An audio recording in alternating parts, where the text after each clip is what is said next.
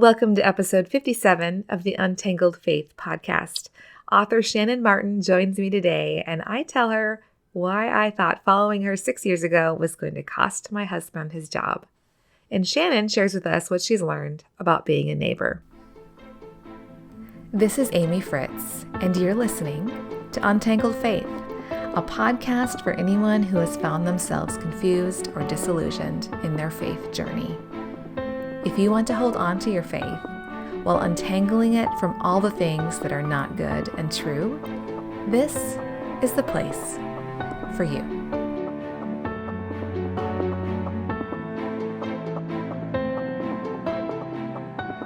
I know what it's like to know you should do something, but you just can't figure out a way to actually do it. I bet getting started with a counselor is one of those things. Faithful Counseling makes it so easy to get started. You can start the process without even picking up the phone to talk to someone.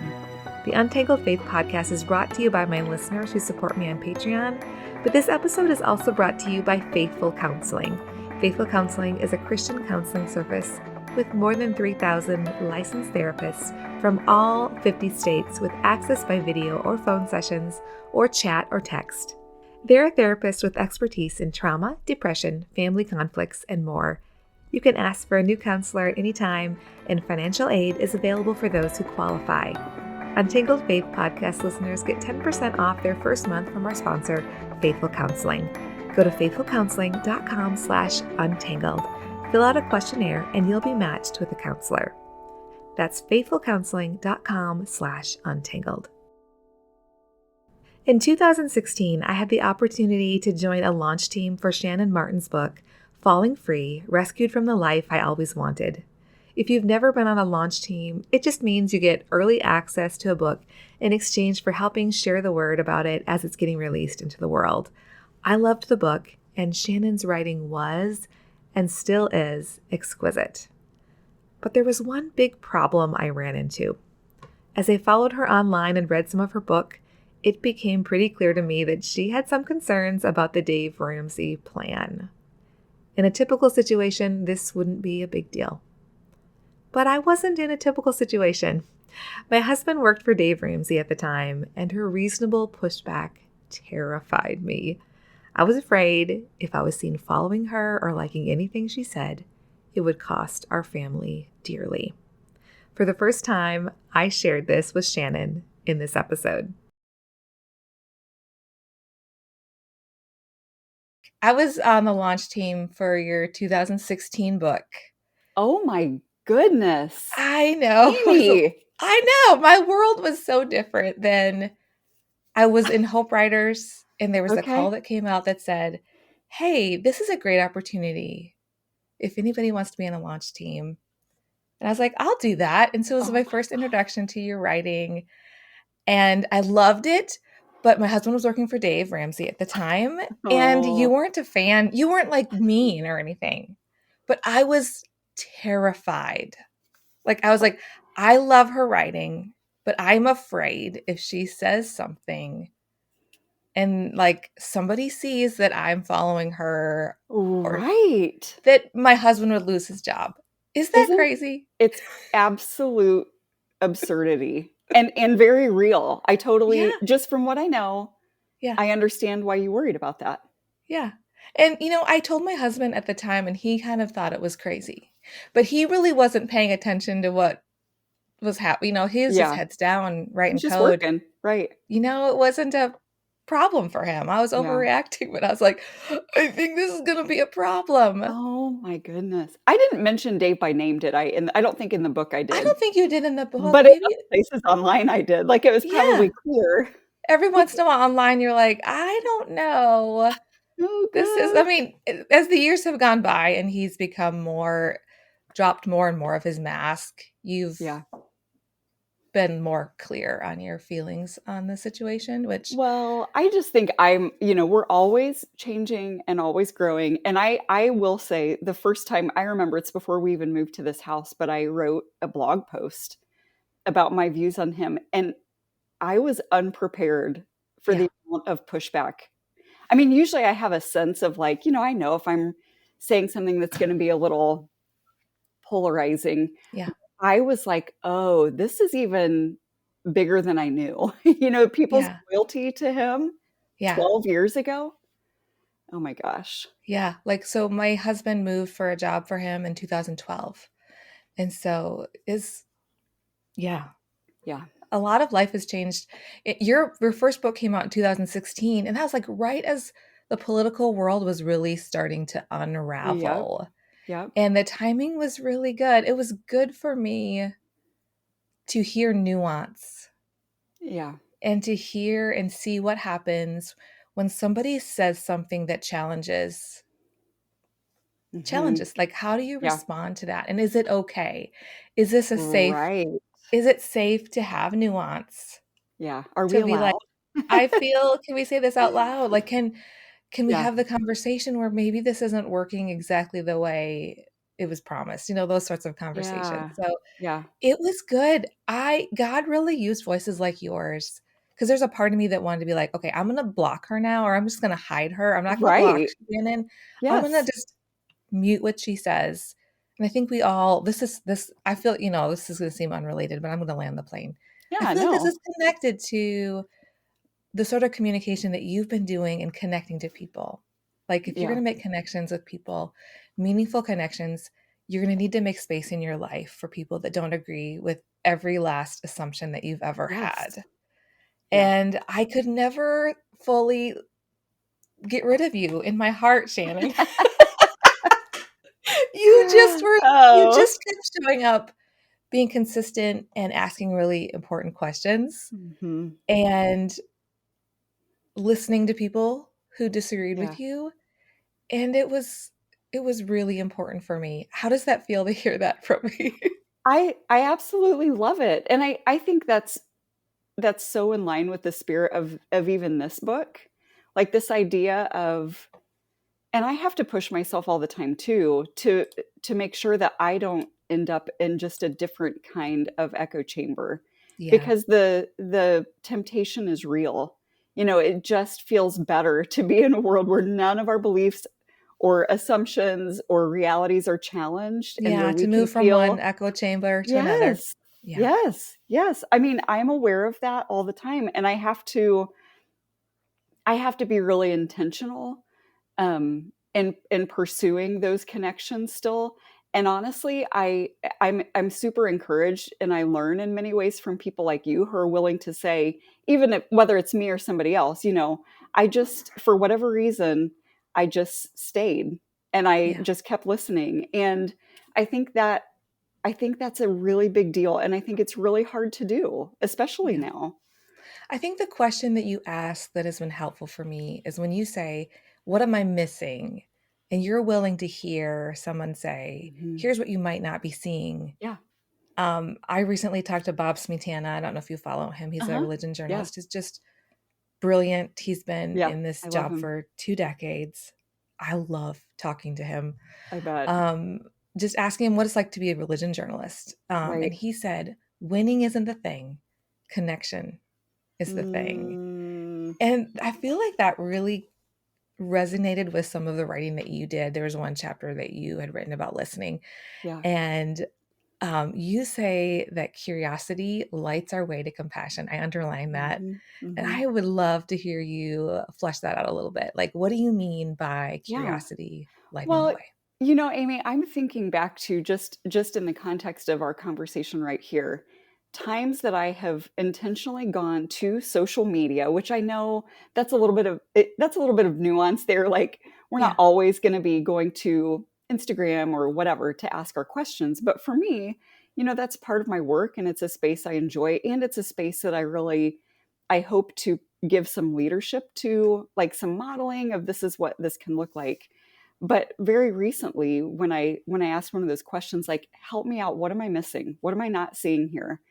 And and I think it was kind of in the thick of pandemic stuff, and just a lot of division, especially in Christian spaces, over how Yeah. we should Yeah. be handling this. And I'm an Enneagram 8 with my big opinions, and all this is happening. But I'll tell you what, I really, when I do those big conversations, I kind of block off the day. Like, it's going to take most of my day. It takes a lot of bandwidth and a lot of time. But the following day, I just remember being so clear that I had not changed my mind. My opinions, and sometimes we do change our minds, and Yeah. that's okay and good too. But in this particular case, I still felt the same way.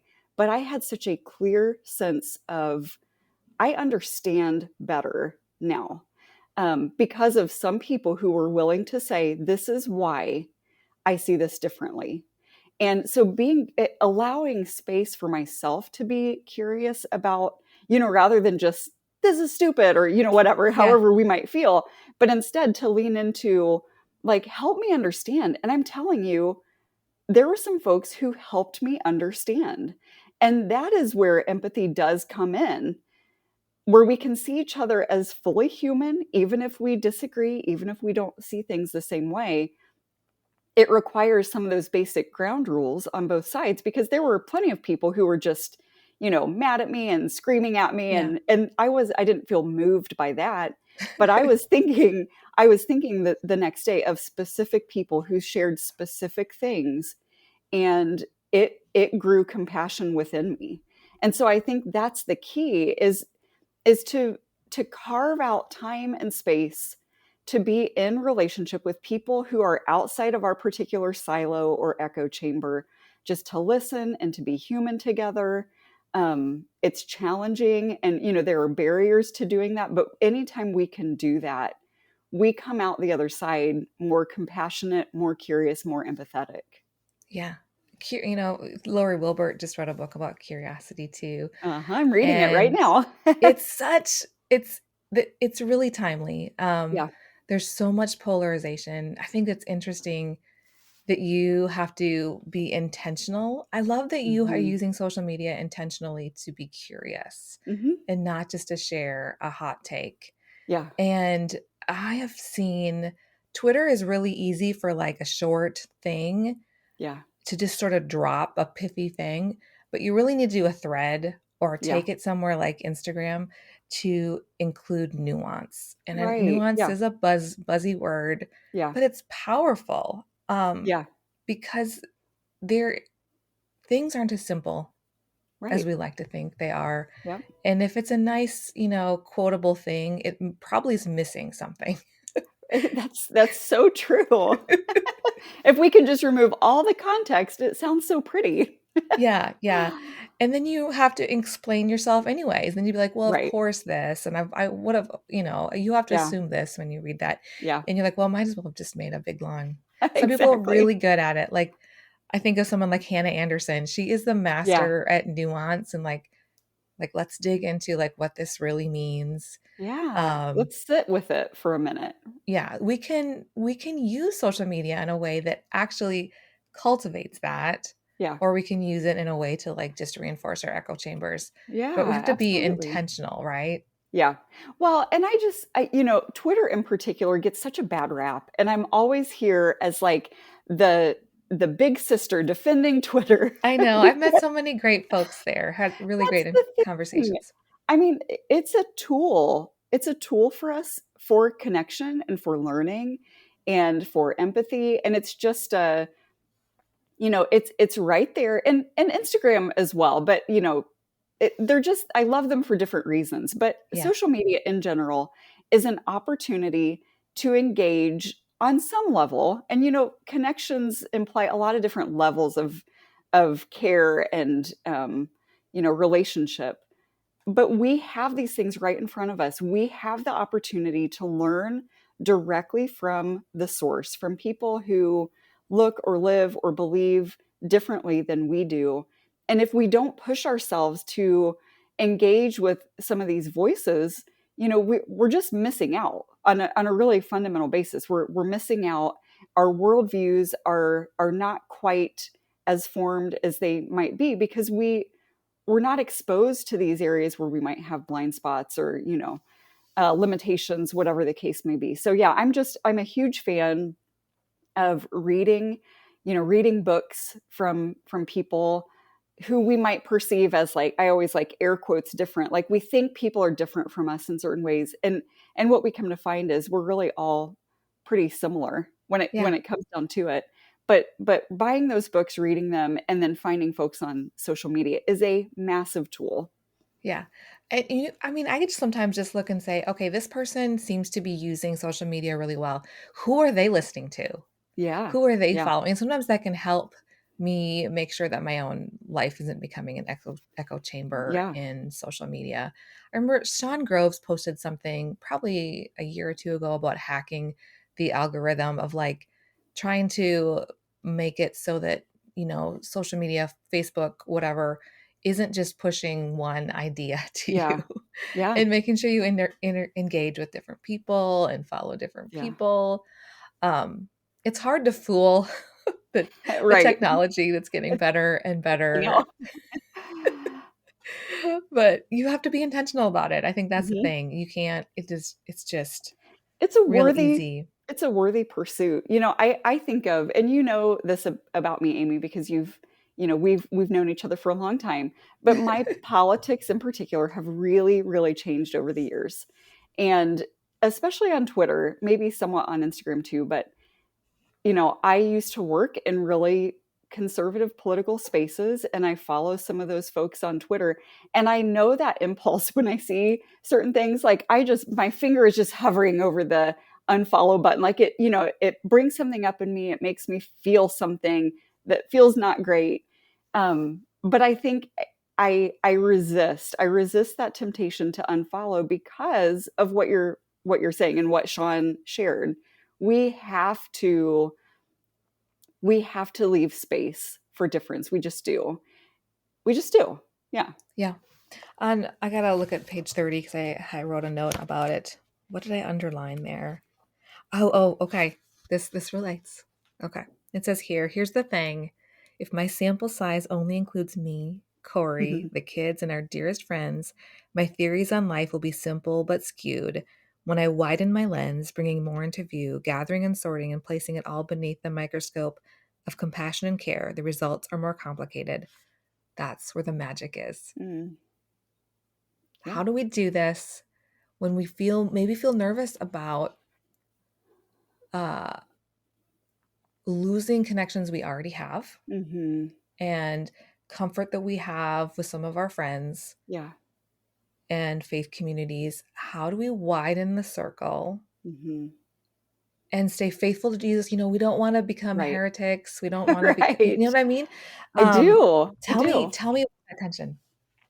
Well, I think I grew up somehow absorbing this idea. I have wonderful parents. They did not ever say this with their mouths. They were new Christians doing their best during the satanic panic of the 80s. Like Yes, that's yes. where I grew up. And so I can see places where my parents were just looking around them like, tell us what to do, tell us how to raise our kids, and then just trying to do these things. But the message I absorbed just from the breadth of my childhood was that difference was a danger, Hmm. that that it was that it I should keep my distance, or we should kind of huddle up with like-minded people lest we be corrupted, or these ideas of the bad influences, or if we get too curious or we talk to the wrong people, we might lose our faith. And I kind of laugh about it now, but it's real. It is real, and it's Yeah. still. I know people who are fighting against that even now. I know that well into adulthood, I worried about some of these things. And it really wasn't until my family moved into this neighborhood 10 or so years ago. And suddenly I was just really surrounded. I didn't know anybody. And I was surrounded by a lot of different kinds of difference. And so as I started to, I'm lonely, I'm trying to get to know people, I'm trying to make friends and build connections. And I'm realizing pretty quickly that many of the folks around me see the world from a different perspective. Mm-hmm. And I had the choice at that point to put up that wall out of fear, or to just lean in with curiosity. And what I can say, on kind of, I'm not on the other side of that, but I'm very much in the middle of that still, is that I didn't lose my faith. There were some important shifts that happened. Yeah. Um, it pulls us into places of tension that can feel pretty uncomfortable, because all of a sudden we're forced to kind of grapple with things that we haven't had to grapple with before. But I think the roots hold. And I think, if anything, it has just given me, and I hope this continues to happen, because by no means have I arrived at some destination, Yeah. but it gives me a clearer picture of how I see the world around me, how I see myself in the world, and how I see God, how I see God's love, how I see God's power. It's through these places of tension, or these conversations where there's not just one narrative, that I'm able to see a fuller perspective of that. Yeah. Would you say you feel less anxious about those conversations now, or is it Absolutely. Absolutely. Because I don't feel, I just remember, I'm going to be real specific here. okay? And this is going back 10 or 11 years. I don't know.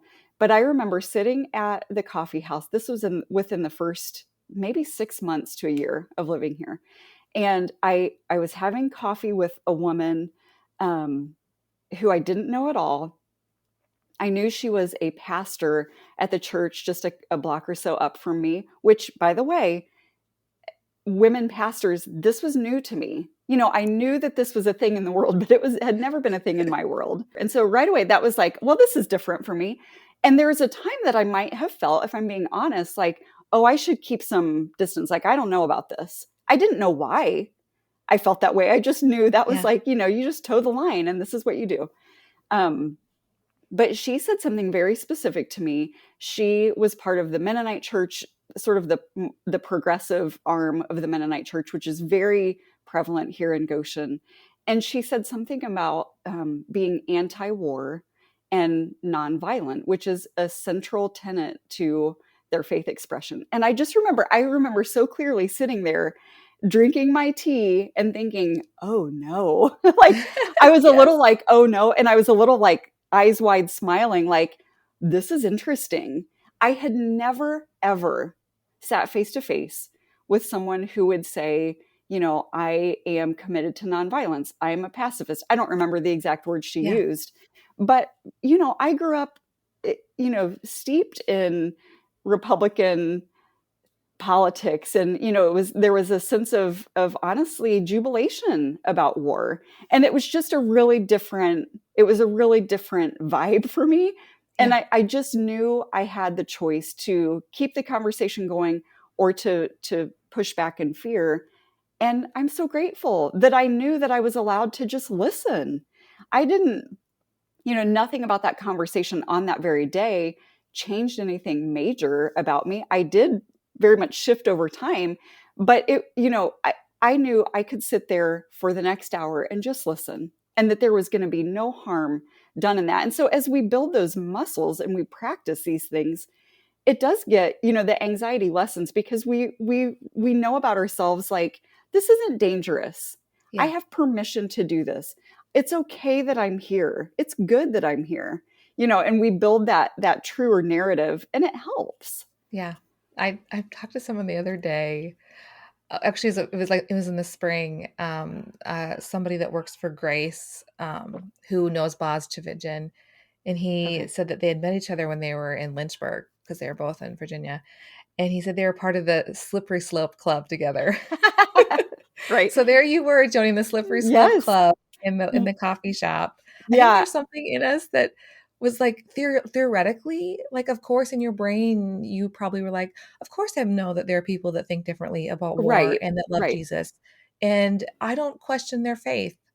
But you haven't actually sat shoulder to shoulder or kneecap to kneecap with those Yeah. people. Yeah. It changes everything to have that, like, oh, this is a real thing. This isn't just a theoretical thing. Yes. Like, yeah, that's the proximity that changes our lives in really meaningful and beautiful ways. And you're so right about the idea of the slippery slope. That was it.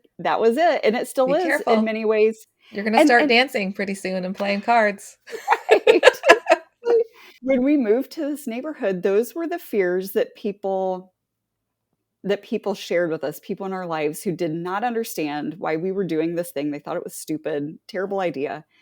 But there was this idea of like, oh, it's gonna change you. And for a while I was like, just watch me not change. Like, it's fine. Well, of course it changed me. And isn't that a good thing? Like, shouldn't we always be aspiring to growth and to change, and not to, stagnant, It just feels like a Christian existing? thing, right? Like Yeah. this is discipleship. Yeah. Shannon and I will be right back after a quick break. If you've not already joined us on Patreon, there's no time like the present. The Patreon community is the primary way this podcast is funded. As a thank you for their support, my patrons receive access to bonus audio that doesn't get shared with the public, and I'm also planning some fun bonuses for December. You can access all of this by going to patreon.com/untangledfaith. That's patreon.com/untangledfaith. Somebody said, I don't remember who, but somebody said, God does not change, so we must. And that stuck with me, because it not only gives permission for change, but it's like, this is good. Like, you have to be changing, Shannan Martin. You cannot stay the way you are right now I fully forever. Like, arrived when I turned 40. right. I knew it all. I Yeah. I remember after I wrote my first book, Falling Free, it was time for me to write the second book. And I just had I'm just being very honest. I'm embarrassing myself on your show. But when it was time to write the second book, or creeping up towards the time, I just remember thinking, like, I've already changed in every way that matters, and what else can I possibly say? And of course, there are always new layers, and there's different nuance, and our world expands a little bit more, and we see something kind of differently. And now I wrote Ministry of Ordinary Places. Now I've written Start with Hello, and now I can confidently say I cannot wait to see who I am in Yeah. even 2 more years or 4 more years. Like, I know now, I have my own receipts on, we are really truly always changing. Yeah. If we have the courage to do that. I want to ask you more about, I don't know how many of my listeners have followed you from the beginning or read any of your books, but you mentioned moving Mm-hmm. to this town that you live in, and you made a real specific decision. You left your farmhouse Mm-hmm. and that like ideal like farm girl life, Right. playing at it, whatever, Yeah, exactly. and decided to move to a more urban area. Like, Mm-hmm. how did you do that? How did you come to that decision? Yeah. And how did you do that in a way that wasn't like, and now I'm going to be a missionary and Right. save these people from themselves? Yeah. Yeah. Well, we came to the decision pretty honestly, the decision happened pretty abruptly. At least it feels that way in hindsight. But logistically, it took time. It just, Yeah. we felt like, my husband Corey and I, we found ourselves suddenly compelled by the through line of scripture: love God and love your neighbor. Hmm. And we both had been raised in evangelical Christian spaces. This was not news to us. And yet we were suddenly like, we don't really know our neighbors. And we certainly don't know neighbors who we think of as different in some way. And so we felt compelled into just neighborhood living. And so we landed here in a very, I'm looking out my window now. We landed in this place that was very overlooked and in many ways under resourced. It's a neighborhood that has true diversity. We throw that word around, and I know it sounds kind of like, okay, whatever, Shannon, but truly, in every sense of the word, it's a very diverse place.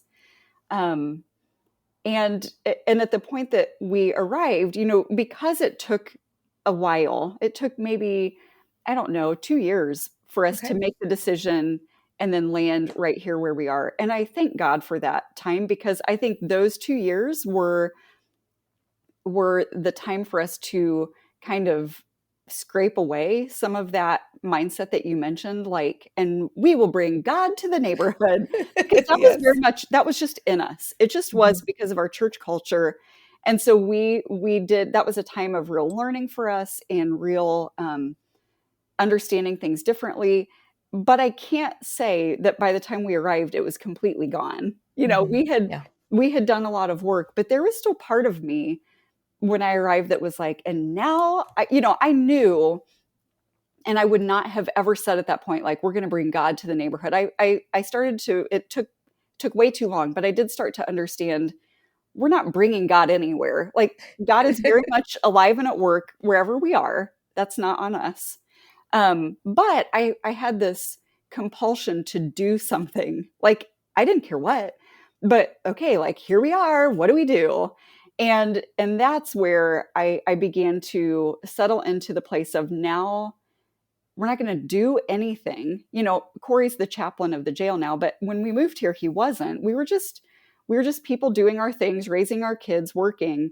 And that was the task before us, was to be normal humans in our place, to get to know the people around us, and to begin the long, slow work of learning what it means and why it matters to live as neighbors. Normal humans, being a normal human, that sounds like a big ask. I Well, I feel know. I like mean, normal is awkward. pretty subjective. Oh, but normal is awkward. I mean, Bring that's your the awkward. thing. Yeah, Yeah. we all feel it. We all have it. We all have our quirks. We're all a little lonely and pretty unsure of ourselves and pretty busy. And these things are pretty universal. So yeah, that's what I mean by normal. Yeah. How did you build credibility and relationship? I would assume there'd be some skepticism, like, why Hmm. is this family moving here? Yeah, What do they think they're doing? I am sure there were some folks who felt that way when we first moved here.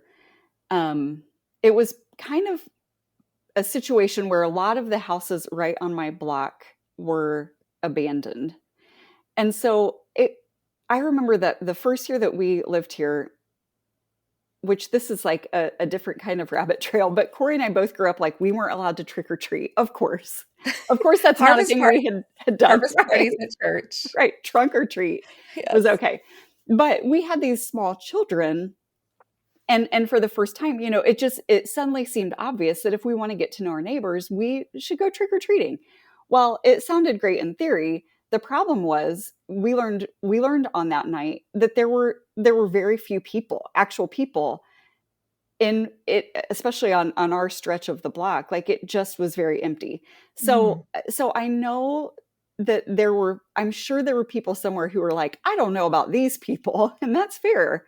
Yeah. But what we really encountered were people who, I think of the man who did at the time lived right across the street from us, and he had lived here from childhood, from birth. He had lived here for 60 years and had watched the neighborhood change and grow, and come to a place where it was like almost dying, and he felt really pretty happy and kind of confused in a good way about why we would choose this place. Um, so yeah, we didn't quite get the pushback on, what are you doing here? I think there was some curiosity.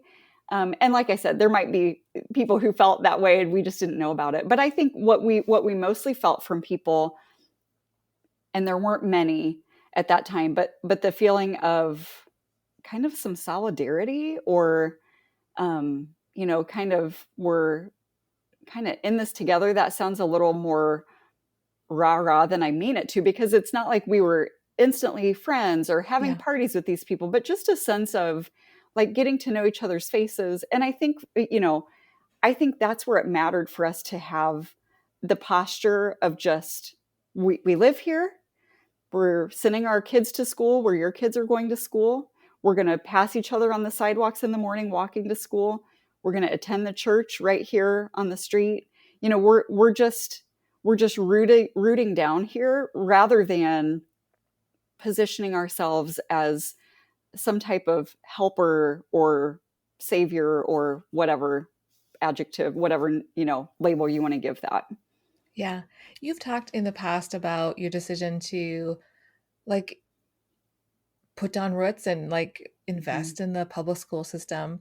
Now, I know you've made some different changes to school in the last year or so. What Mhm. was that like? Like, what was that tension like for you to Oh be my like, gosh.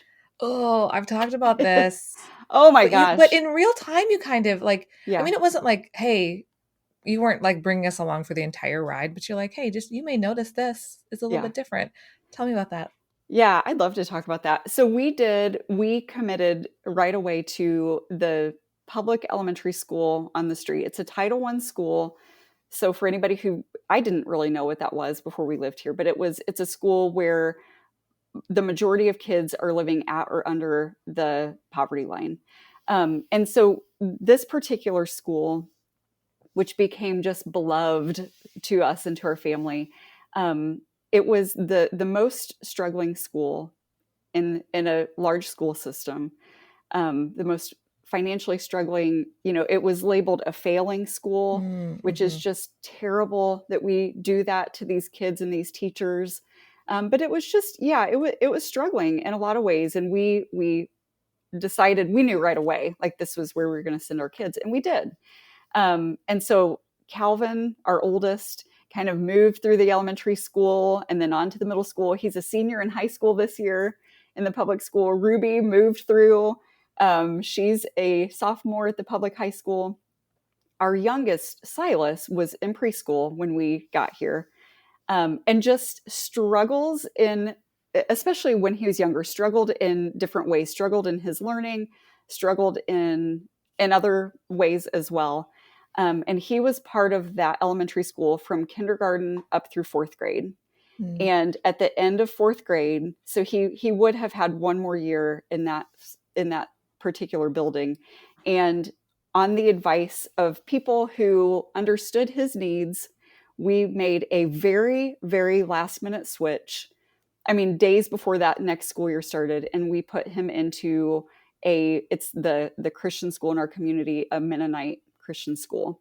And it happened so quickly. And I just remember, it felt scary. um, we didn't know if it was the right thing to do, but there was that layer also of, I'm the public school mom. Like, what Yeah. what is happening? Like, this was Mm-hmm. never in my plans, but here we were. And I remember Mm-hmm. telling Corey, like, it's very important for me to live online very transparently, and that's just, it's what works for me. It's what feels comfortable for me.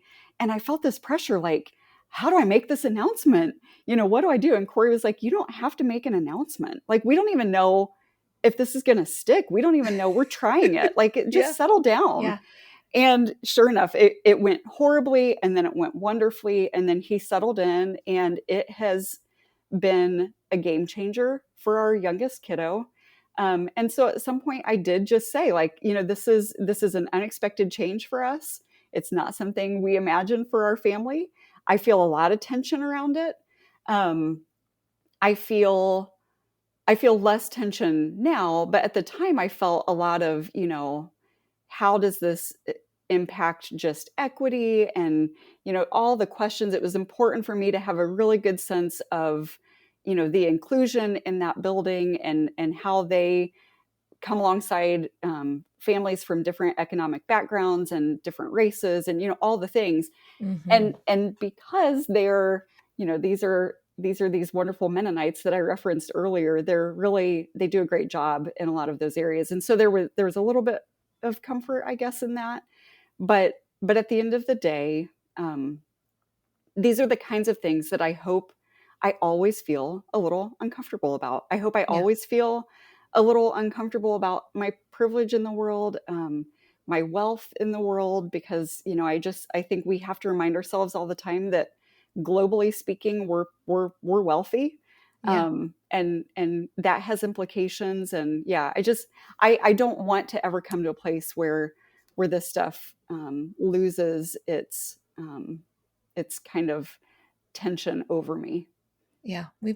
I understand that tension. Like in our home, our oldest is a senior too, and he's at the public school. Yeah, He's doing great. And then our youngest, two are homeschooled, and it's like a yeah. whole different world. Hmm. And what's interesting is that I feel attention both places. I feel like I do not fit. I don't Right. fit any of these places. And Yeah, living in Middle Tennessee in Williamson County that has a lot of resources, but a lot of people that are not even a part of the school district that are really working to undermine it. It Yeah. is, and in the name of Christ, Yeah. it is there's a lot of tension. Yeah. There's a lot of things to think through. And then the pandemic has changed all the things. When people were like, we're going to move to this place for this sort of school. Well, all the teachers have resigned. Like Right. the Yeah. school that you thought you were moving to doesn't exist Yeah. Yeah. anymore. Yeah. And so there is a place to stretch our imaginations and our work with being in tension and relationship with people that disagree with us Yeah. everywhere. That's so true. It's so true. Yeah, I just, I look back on that and I guess my encouragement to people is, especially those who land in a school district like we landed in, especially when your kids are little. I had these little babies and there were so many people around me that were like, "You will not send them to that school, will you?" My encouragement is to just try it, Yeah. to give it a solid try. And I know as well as anybody that different kids do have different needs, and we've got to find different ways for different people. But I'm really grateful that we started there. We tried it.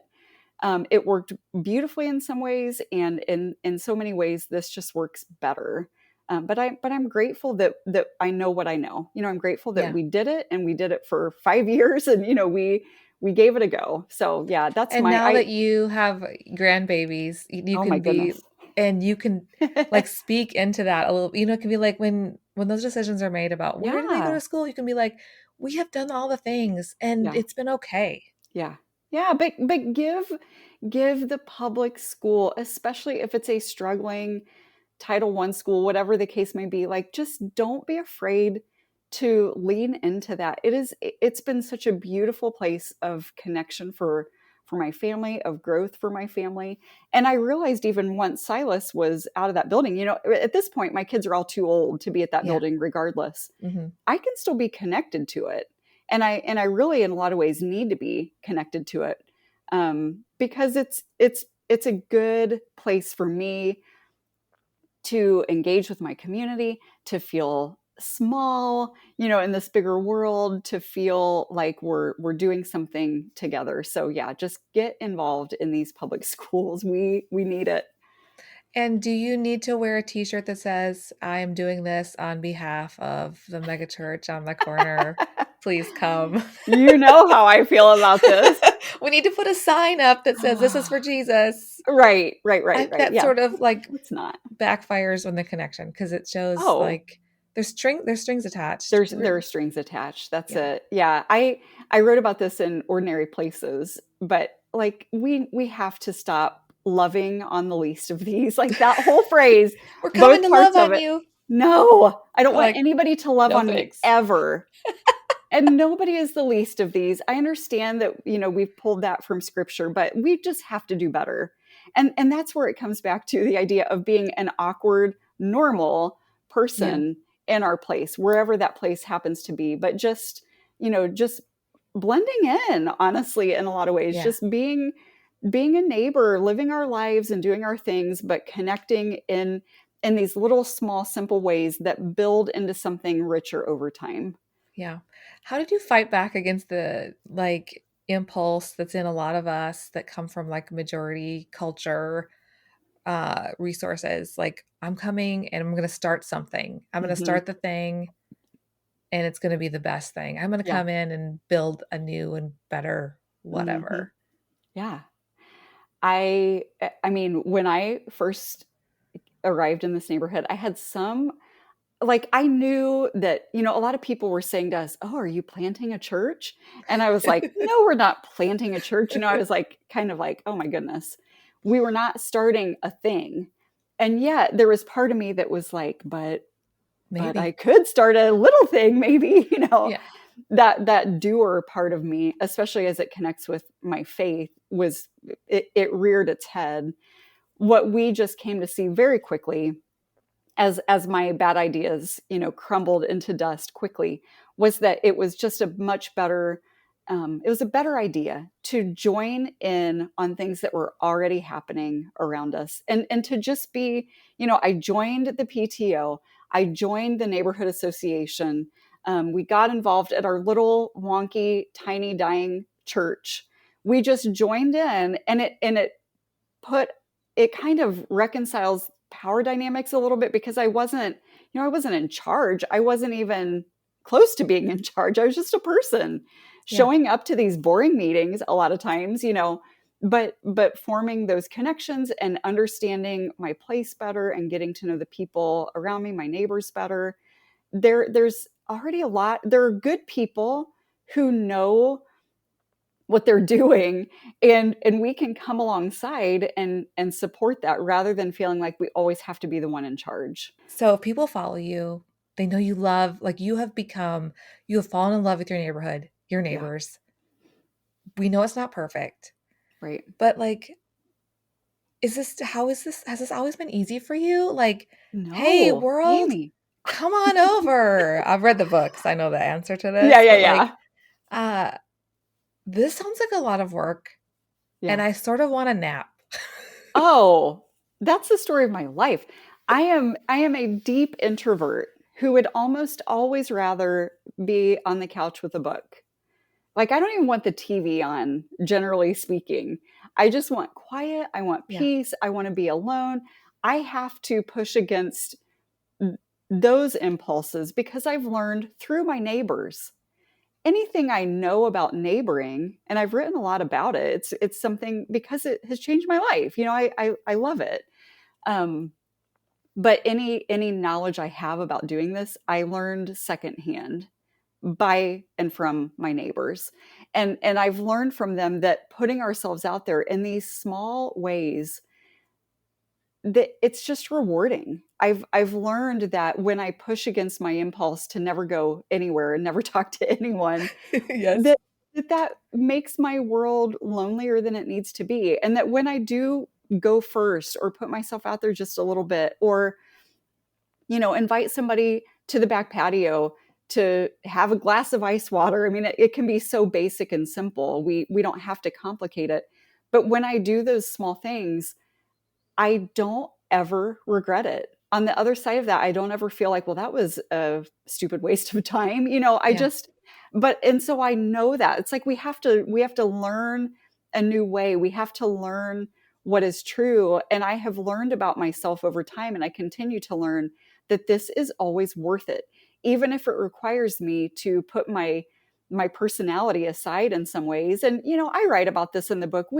We're still ourselves. I am always going to be an introvert. I'm always going to love quiet. Of course, we have to make space and time. This doesn't mean that our lives become a swirl of chaos and we're constantly Yes. with our neighbors all the time. I mean, that sounds stressful to even say it, but it does mean that we approach the world every day with our eyes to the sky, paying attention to the actual world we're in, to the clouds and to the ground beneath our feet. Because as we pay attention to the physical world, it helps us pay better attention to the people around us. And as we pay attention to the people around us, we find that we love them more. And as we find that we love them more, we also experience being loved by them more. And it's just this beautiful rhythm that's very ordinary and very simple and very unfussy and unfancy. But at the end of it, we know that we are safer. We know that we are more secure. It feels almost counterintuitive, but when we are known by each other, we are more secure. And it's a better, more connected way to live. Do you have a garage door opener? I do. And do you park your car in the garage? I feel like in the north, I'm thinking how easy it is to go Yes. through the cold season if Yeah. you're always driving. You're not Mhm. going to see anybody outside. Right. We could realistically, and I think many of us do, You we pull could into the just garage, pull you in. It's shut. like we disappear into our See you homes. in 9 months. Yeah. And in some ways I mourn winter for a lot of reasons. I live where it's very terrible and cold for a very It's long very time. gray there. Yeah. Oh, it's terrible. I grew And up in Minnesota, so I understand. yeah, so we do kind of lose a little bit of that connection over the winter months, and then we all wake up in the spring and we come back together, and that's it's like even the seasons even have like emotional shifts to them. I am ashamed to tell you that we generally do not park our vehicles in the garage because our garage is It's full of full. crap. Well, I that's a mean, that's very Southern thing. Gosh. Nobody in the South parks in the garage. Well, our neighbors do. A lot But of we don't have basements either to put anything in. See, we have basements too. It's terrible. We have a lot of, we're surrounded, many of our neighbors are families who put a lot of value on celebrations and parties, our Latino neighbors, and they have these pristine garages that they do park in, but also they want to have birthday parties and, host these parties. It's like, I am ashamed all the time.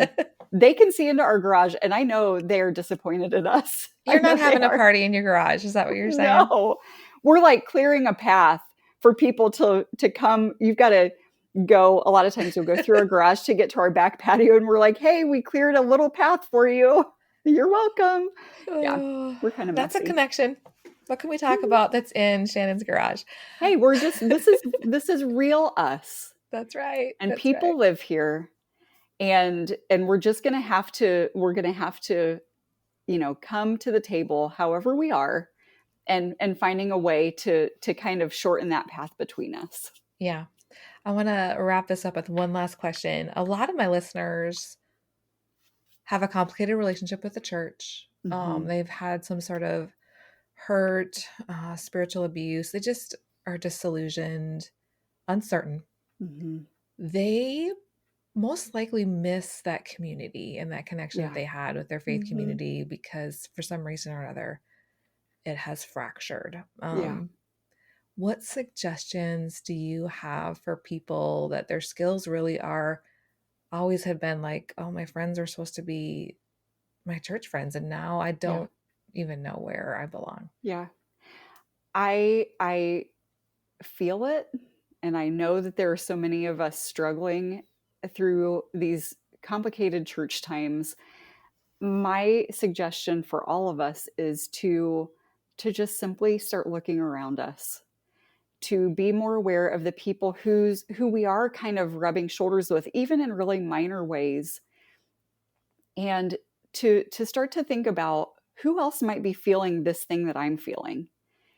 Some of my closest friendships happened when I was able to clear away the idea that friendship had to mean, that we're in the same life phase, we're in the same age group, we're both married, both had kids, whatever the case, all these categories that had to be similar.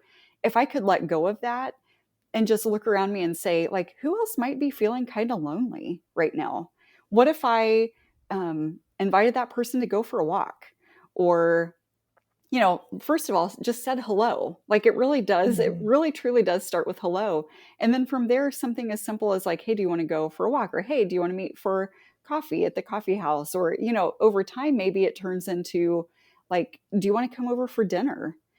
I think we have to make that intentional shift, though, in saying what we used to have or what we wanted was that type of connection within church spaces. That is not happening in the way we thought it might. But that doesn't mean that we have to be without connection. And if we can begin to form connections with the people who are nearby around us, that's a really beautiful way through. I love that. Thank you. Thank you, Appreciate Amy. your time. Yeah. The book will be available everywhere. Find your copy. You can find it on my website, shannanmartin.com, or anywhere you find books. And then you can keep track of me. Follow along on Twitter or Instagram at Shannan Writes. Thanks for listening to this episode of Untangled Faith. If you're new to the podcast, I've included a link in the show notes to some episodes that might be interesting to you, including some that might explain why Shannan's disagreement with Dave Ramsey caused me to fear interacting with her would jeopardize my husband Nathan's job. I hope this episode gives you some things to consider and to take to your friends and have conversations about. And if you appreciate this episode, would you consider sharing it on Instagram and tagging me at Untangled Faith? Don't forget to check out the rest of my conversation with Shannan at patreon.com/untangledfaith. I'd love to keep the conversation going over on Twitter or Instagram or through the Facebook page. I'm Untangled Faith on Instagram and Facebook, and Faith Untangled on Twitter. For more information about supporting the show, check out patreon.com/untangledfaith.